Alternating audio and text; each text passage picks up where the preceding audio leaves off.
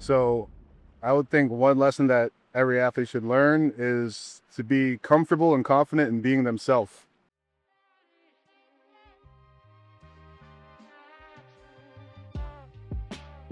Henry Pwono, retired from playing overseas, played professionally for 10 years, now doing player development and strength and conditioning. So we're out here just trying to get a good workout in. One of the staples that I used to do in my training as I played overseas was sand workouts, helping with foot strength, agility, more athleticism, stuff like that. Also foot health, ankle health. So we had the guys out here on the beach today, just get a good workout in. All right, so you competed at the professional level. What made you transition into being the trainers? So one of the things that I was fortunate enough to have was good vets whenever I was a rookie, and also even before I was a rookie, I would work out with guys who played overseas. Yep. So part of it is wanting to give back, and I also understand that sometimes people don't always get taught what they're supposed to get taught. So me knowing what I know, I'm not saying that I know everything, but to be able to share my knowledge to help the next generation improve, I feel like that was important to do. So how has your experience as a trainer, how would you say it compares to somebody that never played professionally? I mean, I'm not gonna knock people who haven't played professionally. Obviously, there's people who are phenomenal coaches that didn't play past high school. And that's not a knock, that's just they chose to go a different route. So I would just say the only thing would be kind of their own personal experience, them maybe being able to explain it a certain way, but also a lot of those guys who haven't played study the game so thoroughly that they can't explain it a certain way.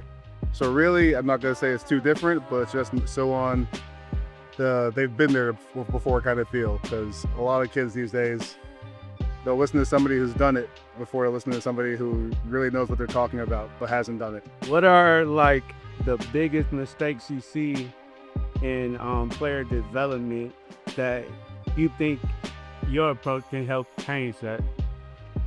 So a lot of times I feel like the fundamentals get skipped. Kind of like one of my main things is footwork. So with the game changing the way it is, with the step throughs and all the pivots and stuff like that, I feel like footwork gets overlooked, and it's great to be an isolation player, but also to be able to know what to do with situations where you are stuck and realize that you're not actually stuck. So being able to make those decisions and reads and having a more full approach mentally to the game.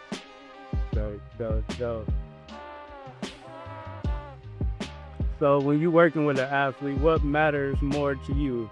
Talent, work ethic, or the mindset? And why? I would say it's a tie between work ethic and the mindset. So talent, you can't always teach talent, but you can develop talent to a certain extent. So one thing you'll hear a lot, and it's cliched, is hard work beats talent often.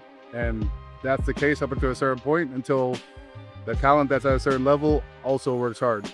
So I would like to have the mindset and the work ethic so that they can develop themselves mentally, even to the point to where they're not worried or daunted by the talent. When they see the talent, they want to challenge the talent. As opposed to just being talented, you need someone better than you, and that's it. Can you describe one moment that you were working with an athlete that like you seen a breakthrough with that athlete that made you be like, yeah, this is what I'm doing it for? Do you have any of those moments? One single moment. I know it's probably plenty of moments, but what was like one of your memorable moments as a trainer? So this was actually not officially as a trainer. It was kind of while I was still playing. And this guy is still he's one of my boys. He's still playing overseas. So he was a rookie. His name is Greg Milton. And I don't know if he'll be bad about this story, but I would tell it anyways. So it's like he came in and just kind of the things we work on. He's one of those guys who has a fantastic work ethic. So he was talented as well. He would come in the gym and we work on stuff that kind of you would see in higher levels overseas that you don't really do in college. So like different reads, different passes, just kind of things to be aware of, look for. And he was a point guard. So working on that stuff. And then he was already averaging, I would say like 20 and maybe like 3 or 4 assists or a few rebounds. But his assists went up, his points went up. Teams start guarding him differently because he's making different reads. and his game improved, and he's still improving. And that's not just with me, again, he puts the work in himself, but it's just like kind of things to see him go from a rookie to a lot less of a rookie in only a matter of weeks. That was a good feeling, but that's all on him. All right. What's one lesson from your professional career that every young athlete should learn before they reach the next level? So I would think one lesson that every athlete should learn is to be comfortable and confident in being themselves. So that also comes with putting in the work to where you're confident in your game because you trust your game. And I know it's cliche to say, but your work will translate to the game. So if you're going to the gym and you're not doing stuff that you do or you know you can do, and you go in the game and you do stuff that you don't work on, it'll all show up. Your coaches will see it, scouts will see it, people who would look at you for overseas or even league jobs will see it. So when I say be yourself, work on being who you want to be and then stick with that. So whenever they say, oh, we need you to do this, do that, but also still do the little stuff. Hustle, get rebounds, get deflections, stuff like that.